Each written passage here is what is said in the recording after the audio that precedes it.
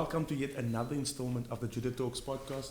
Tonight we're talking about men and everything that affects us. How you see the world, how you interact with it as almost always a product of the kind of men that you had in your life or a result of you having or not having a father. And so tonight we wanna talk about what is a good man, what it takes to be a good man, and how good men have an influence on the world around them. Tonight I have with me the amazing Shannon Titus and the awesome Shannon Titus. Shannon Titus. The amazing Shannon Jacobs and the lovely Ashley Titus. What were you gonna say, Shmita? What were you gonna say?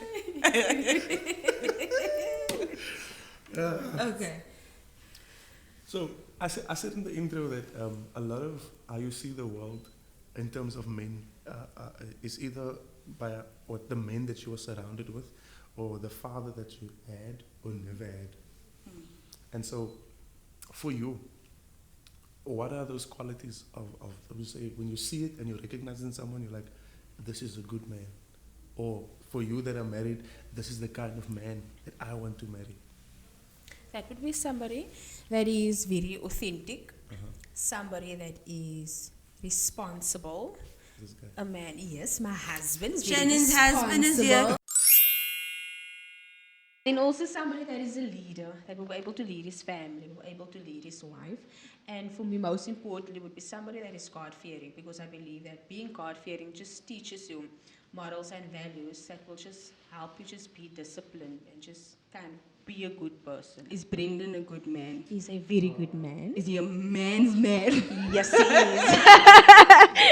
What a lie. What a lie, what a lie. Wow. It only has to be true for you. Doesn't matter what you Yeah, it say. doesn't matter what we say. He is amazing. As long as it's true in your mind.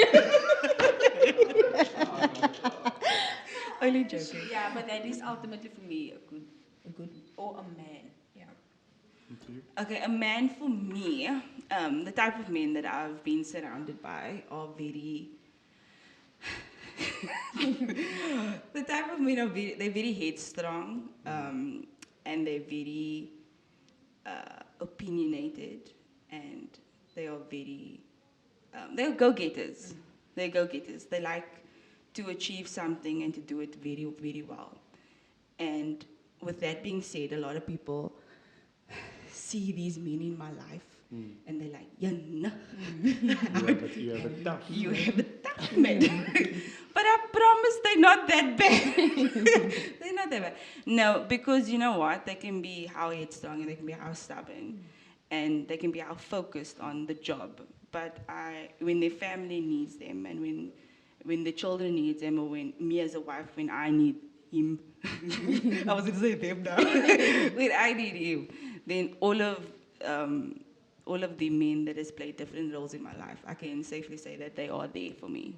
And the characteristics that they portray is that the one that I am more, the one that I lean more towards is that of protection. So everyone has their own type of role in my life, but I like the fact that the common denominator is that all of them are going to protect me no matter what. I can tell you now, anybody that comes up against me, let me tell you, they will come down on you like a ton of bricks. Like, you know what I mean?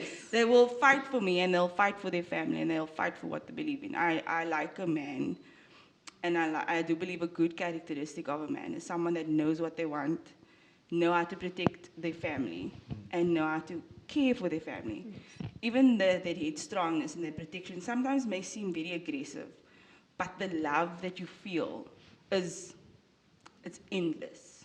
And that's the type of man, a man that can balance both the aggressive protection side and the boundless loving side. A man that is balanced is good for me. You bring to mind a quote of, again, Dr. Jordan Peterson. He says, they were saying like, there's no need for men to be dangerous, but they were saying that a good man is a dangerous man, but he has his dangerous side under voluntary control. I was like, Yeah. because we live in a time where men are expected to be yes, basically, yes men. You agree with everything. No, it's good. You Yeah. don't. But I think there has to be a side of you that can flip Yeah. for the protection of your family. But you have to have that under control. Otherwise, you see the world as it is now with gender-based violence and Yes. whatever. Because your instinct is not to control, but to project strength. And you don't have it under control. For me, provide. It's important. Protection is, and when I say provide and protect, I mean it in both senses, like physically and emotionally and spiritually. You have to be able to protect me physically and also emotionally. There's certain things at certain ages where I don't need to know about. I don't need to see. It's your job as a father or as a man to protect me from that. Same for a woman, same accounts for a child. I don't need to see that. I think provision is one of the easiest things that men can do. Yeah. And you as a man, if you don't feel some kind of way, if you are unable to provide, I almost want to question whether you are a good man at all. Because the very existence of a man is often wrapped up in, can you provide Yeah. for yourself and for your family? And so for me, when I want to recognize a good man, I see a man that can. The Bible speaks about meekness. We often take meekness as a weakness here, but meekness is strength because you know you have the power to rip someone apart.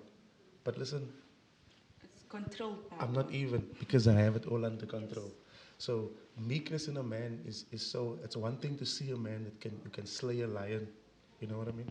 And then the next moment your daughter says, "Daddy, can I have?" And the man melts. You know what I mean? Like, when the children have the daddies around their pinky. Yeah. I know. For me, that's like wow. That's another kind of man. If you're gonna take it another level higher, it's a special kind of man that can express his feelings. Not many do that. Yeah, I can say, listen, this is how I feel. And I feel like I've had to learn this with a lot of arguments. It's about expressing how you feel, not responding to what the person did, but just expressing, like in saying, this is what therapy taught. It says, when you say that, you make me feel unworthy. When you say that, you make me feel inadequate. You know what I mean? Yeah. And so I just need you to understand that it takes a special kind of man to get to that kind of level of openness to say, it actually makes me feel unworthy or inadequate. My response initially was maybe anger, but the anger came as a result of feeling inadequate. And I think it takes time for everybody to get to that level of expression. I think the men that don't get there, they have a sense of toxic masculinity because they don't open themselves up to emotion and they don't open themselves up to feelings. And I'm not saying all men must now go start crying. Please, no. That's not what I'm saying. I'm saying you need to be open to understanding emotion, open to engaging with it. I mean, women, we are full of emotions and hormones and everything else that goes with it. And the best thing for a man to do is to understand that and to realize that, you know what, I hear you, okay, and then respond adequately enough.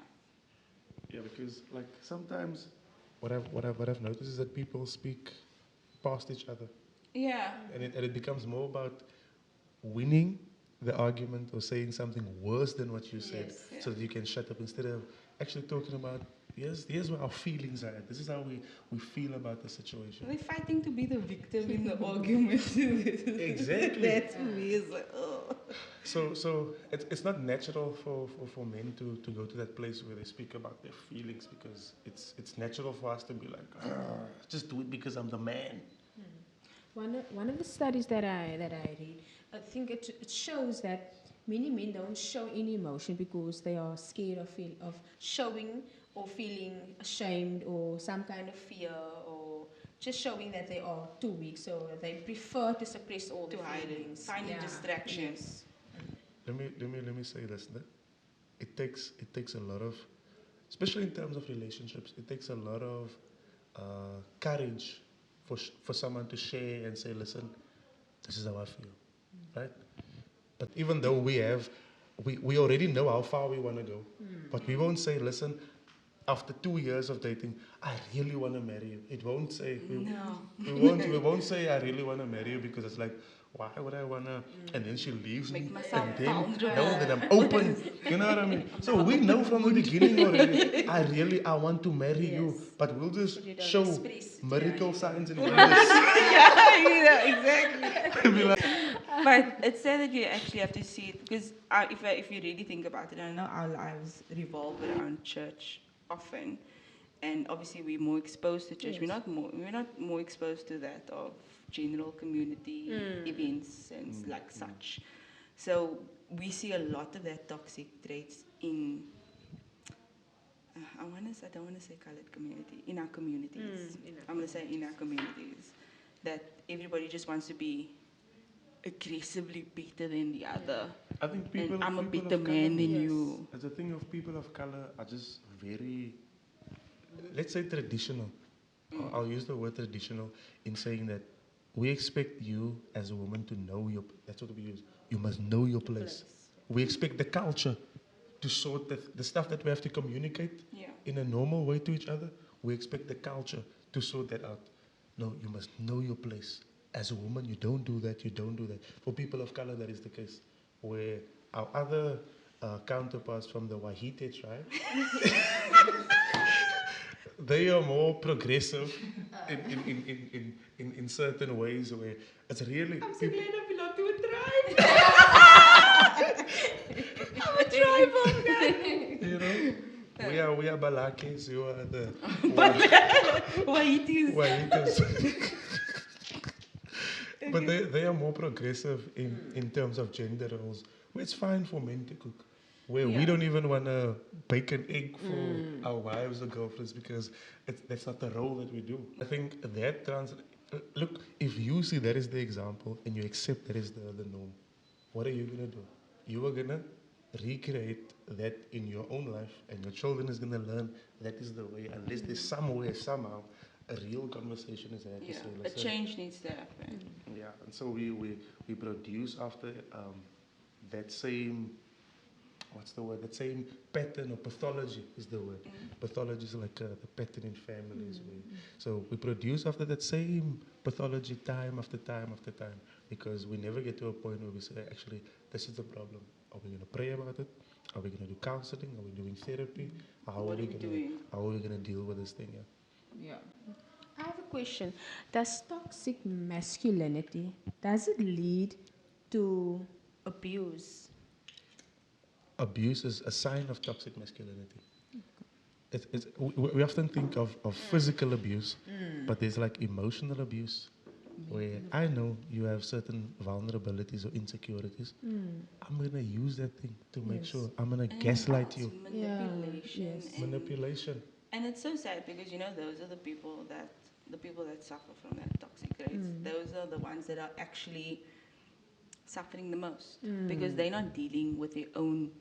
What is that? That person that says you need to deal with your own demons. They're not dealing with their own demons. Their hurt is just being magnified, and because I think someone said hurt people, that's exactly what's Yes. happening. You need to deal with yourself first, and you'll notice people that are more of sound mind and sound character and sound nature. They don't hurt people because they understand people. Yes. I've seen guys beat their girlfriends because someone else gave the girlfriend a compliment. But she was in control of it. He just said, Yeah. "Lekker bina, jong." And Yeah. now It's he's your fighting. fault. You know what I mean? Yeah. It's like, how insecure can you be? I read a stat that said, and I think it's obvious, but most suicides are men. Most heart attacks, cardiovascular disease as men. And I thought about what could the influences be. Could it be because I mean cardiovascular diseases often it can be congenital where you inherit it, or it can be as a result of stress. And you know what I mean. So Yes. if there's a struggle with suicide, then obviously there's other mental health issues Yes. that's also involved, like anxiety, depression, and low self-image and all that stuff. Is that are men under so much pressure and that is your, not your portion, but that is like predominant in men. Yes, because I think especially in, because we spoke earlier about how our previous generation dealt with their mental health. They had it, Yeah. but they didn't take any mind to it. They took on distractions. They used work as a distraction. They used their children as a distraction. They used many other. Some people took to alcoholism, Yes, drugs, so yeah. on and so forth, abuse even. So there was distraction that took place there, and now we move on to generations where we, millennials, we are so in between. We are wanting to talk about it, but we're also not sure how far we can, how far the conversation can go. Yes. Because we also get duck of the snowflake generation, but we also want to really feel our feelings, man. We don't know where to go and how to feel. And then you get the next generation generation after us, or yeah. snowflakes. They just feel like everything's an issue and everything's a Yes. Everything should be problem. spoken about. And everything should be spoken about. And you know what? Né? And mental illness, it follows, right? It's not going to leave us. It's how we deal with it that I leaves us. definitely agree And with sometimes we men, especially as you said in the statistics, men go to suicide, as statistics have said, because they feel they can't um, expose themselves or they can't make themselves vulnerable enough because they may feel ashamed. They may be cast aside. Their friends may look down on them, may not welcome them in that older generation. But then I'm not sure if it goes with the younger generation too. But if so, just let's hypothetically say that if the men is still in a higher suicide rate in this generation and the generation after us, that wouldn't make sense to me because you are in a world that, yes, it's crappy, but you know what? You have much more opportunities to say your say and to speak your Yes. mind. And there's more people that are more open to listening to you than previously. You know what I mean? I hear you. Then again, I feel like they should also be exposed, especially if they are in a situation where where it was never common for them to speak or to express themselves. They should be exposed to or be taught by men that know how to do that. Say, for example, workshops where they need to get the intervention because I saw it was a message earlier on Facebook, the message post that somebody put on about a man that was sitting with his two kids. He took a picture with the kids and then another picture where he was actually crying, and just after that he committed suicide. And then the person was saying like something should be done about this because he was going through a financial struggle and he didn't know, or he found no way out, and he committed suicide, but he had his kids left behind. So then what should we be doing about this situation? Should we, I feel like awareness is so much, awareness has been raised like so many times, so then where are we going wrong in this? You see, it's like, should we expose them to more, to men that seem I don't know how will be more exposed you can get though. I just feel like it's a sense of, I mean, I'm not a man, but definitely not. But I mean, I don't think they need workshops because you know what, no? What you get, I'm not coming up against you. I'm just making my opinion. Because you can post a workshop. Let's go general. Let's do a drug workshop. What do you call that? Intervention. Nomus. You do an intervention. How many people are really going to come that's actually struggling? You know what I mean? Because whoever comes, it took a dingus load of courage to get yourself even into, not even at the place, to get yourself, put yourself in the bus, in the taxi, in the car, To go there. drive there takes an insane amount of courage. And I think that is what's lacking.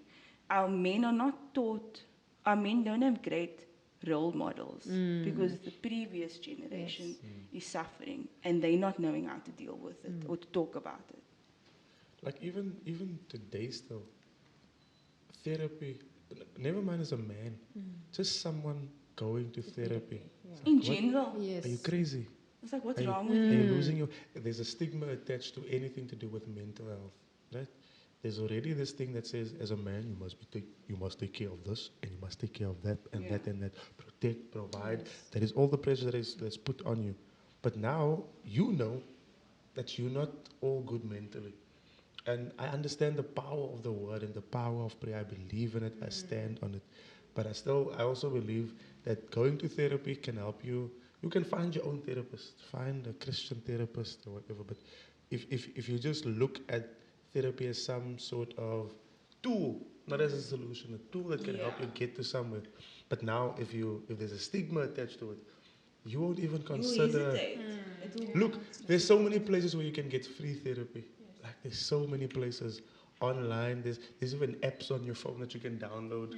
You can get a psychologist to talk to for free. There's lots of outlets, but just the stigma attached to it, Yeah. saying, "Listen, I need help."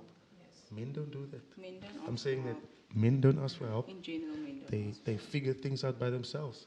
You see it when we are going somewhere and we get lost. We don't stop because we're not lost. We know where we are. You know what I Something mean? wrong with the maps. No, Google's maps is Signal went a out. but we know where we are. And I think that is like we can use that as a metaphor for everything else in men's life. When something goes wrong, we don't admit because there's a stigma attached to because everybody else is depending on me. And especially in the Christian areas, Yeah. Christians don't like to go to talk to psychologists or because they've therapists got or Jesus, they've got counselors the or Holy what. Spirit is their No, we counselor. have our He counselors is. in the church. They will Like- sort of like, no, you're not even qualified to counsel you. How are they gonna instill? And I'm not saying that they are not able. The Spirit of the Lord can do wondrous That's things. right. But you would need someone that's insightful enough and educated to guide you according to your needs. You know what I mean? I feel like when it comes to emotions, no? Women have they already won when it gets to talking about feelings and emotions and stuff. Because I feel like as a boy, you are taught, listen, boys don't cry. Yeah. Yes. Why are you crying for? You Be a knocked man. your Yeah. feet. Hey, Hey, you. be a man. Be a man. Be a man. So it's like you have to be a man. But now you get older to your 20s and older. And you like, don't want to listen, be a man. listen, show emotions now. But now for the first 20, 22 Yeah. years, Yeah, I was you told you do keep not that show inside. emotions. Yeah. But now your girlfriend is now. Yes. Take it to your chest. You know what I mean? Yeah. But now like, show emotion. But now Talk you to me. don't know how. But Yeah. I was never trained in Yes. that. You know what I mean? So now imagine you are a man and you don't sit with people who are insightful enough to tell you that talking about your feelings is healthy. Yeah. You are going to be steadfast in it. Hey, life knocks you, take it in the chest, Yeah. and you move on. Just You pray. yeah. You see, that's why it happened. You don't have faith. That's why. And that's what they That's why said, it eh? happened. That's what they said. You're suffering, your mental illness is going down the Don't drain believe because you you don't don't believe, believe and you don't have faith. faith. If you had enough faith, you wouldn't be in the Yeah. state that you were in. I want to be like, Meneer. No, it doesn't work But now like you see, that. it's because you're not praying. Yes. You're Did you not praying. fast? You didn't fast. Sister I said, Ashley, some things only come out by fasting fasting and and praying. praying. yes, in the Bible does say that, and I do believe that. Okay, just seriously. Clarify. On a- clarify. I know we're making a lot of jokes, but on a serious note, prayer and fasting, the Bible says that most or all things are worked through or can be prayed out or prayed for or can be delivered from is done through prayer and fasting, right? So I do believe that should be one of your tools. I believe it too. It should be one of your tools. I do think that if you want to go to a counselor, it should be one that, in my opinion, would need to have the same beliefs and fundamentals, principles that you have, just to ensure that there's a common denominator, for the lack of a better word. You know, there's some traits that you can say, okay, you know what, you understand where I'm coming from. And that's where I think people get it a bit wrong, because they think all counselors or all psychologists are going to tell you, take a lot of pills. You know what I mean? And you know the Bible gave Elijah. He said, take a nap, eat some food, and get going. You know what I mean? Elijah was going through the most. Yeah, he was going through the most. true. And the David said, here's some food. God said, take a nap under the tree, chill a bit, recollect, bring yourself towards Refresh, yourself. Yeah. But my thing is, Elijah didn't stay there. And that's where I think this and the following generation gets it a bit warped. They remain in that depressive state. And they remain in that mindset that is like, everything's going wrong. And that- Nothing can be right. And Yeah. that becomes your excuse for why your life is the way it is. Yeah, and why you're not progressing. I was intentional when I went to therapy. I was intentional of saying, yeah, I understand that this is happening, but I don't want this to be the excuse that I give to everybody. That's why I don't really talk about that, Yeah. because I don't want it to be, oh, because I shame. It's because of that, man. It's because Yeah. of, I don't want. I want you to perceive me as a normal person, and that is not a crutch. That was something that tried to Yes. got me, but I got back. You know what I mean? Yes, It wasn't yeah. and that is the problem with this generation. It's almost like in a mental institution. They put you in a padded room. Yeah. That's what we are creating. That's what our Yes. generation is doing. We're creating a padded room where everything must be soft. Yeah. Yes. We're in the land soft. It's like you It's can like- never fail. You Yeah. can never do something wrong. No, you're gonna fail and you're gonna come last in the race. And you're not gonna have the prettiest photo in school. No. You're not gonna be the prettiest girl in the class either. Or the most handsomest man. Get real, get with it, get up and move on. That's the deal. Deal with it. So I wanted to say something, but it just slipped my mind. But here's what I'm gonna say. I think one of the things that we have to do is we have to be honest with ourselves and evaluate our lives with where we are. Are we gonna blame it on the mental health thing that you have gone through, or are you gonna be listen? This is also I messed up, and because I messed up there, this and that happened, and Consequences, now yeah. I'm dealing with the negative cycle of going anxieties or depression, whatever the mental health issue is. So now, if you can do that for yourself, you're saving yourself a lot of therapy money and a lot of money for meds. If you, because Lot of because now bills. you're already dealing with the actual thing, Yes. and instead of medicating, you are dealing with the thing that caused the problem, and you have anxieties about certain things because there's some faults that you made Yeah. in your life. And if you can deal with that, you're setting yourself up already for the win. I think. I'm not a psychologist or doctor. I This- must say that is what this- I think. That's my Everything opinion. here is just our opinions. You should Yes. still go out to Please a still do medical research. practitioner. Do research, go to a please. medical practitioner. That's right. But I do like just as we're finishing off the us, and I like to bring it back to what we know and our Christian background, because a lot of people think Christians are just we pray about it, fast about it, and then it's finished. But there's a lot of people in the Bible that went through mental illnesses, and it was just the terminology was different. Yes. You know what I mean? David went through the most. He was hiding in caves, writing songs, writing poems. Acting like a madman. And he even acted like a madman at the stage. But you know what? There was these different ways that we can see in the Bible, and this is where we sometimes maybe we don't have to go to therapy, and if we just read our Bible. I'm not saying don't go to therapy, but I mean, if we just read our Bible, we'll see different options and different ways that we can sort of deal with our problems and deal with our anxieties and our issues. David said that he encouraged himself. David sang to himself. Saul got David to play for him just to Yes, calm yes. his mind. There's different ways and means and tools that you can use to ease your Yes. anxieties, your depression, and whatever other mental health you said. So, in my opinion, before you go externally, work on yourself Yes. first and try and understand why you are feeling the way you are feeling. Yes. If you're having anxiety, or You need to find the root of it. find the root of it. Say, okay, so when did this start? What is making me spiral? And then you deal with it like that. And then you find your outlet. Find your thing that makes you feel at peace. Whether it's walking in the mountains, whether it's singing, whether it's playing music all the time, whether it's cooking, whether it's even cleaning. Some people have this weird things. But do what makes you at peace. Because there's a research says that whatever your mood is in currently, that is what you will focus on, and that is what will abound. So if you focus on keeping yourself in a positive state, your mind and your body will automatically be positive, and you will think of positive thoughts. If you're in a depressive state, you will think of things that has hurt you some years back. It's not coming to the fore now. Your anxiety, you think of all the times you were embarrassed years back, and it will come now. So you need to change your mindset and think of things that will help you and let you move forward.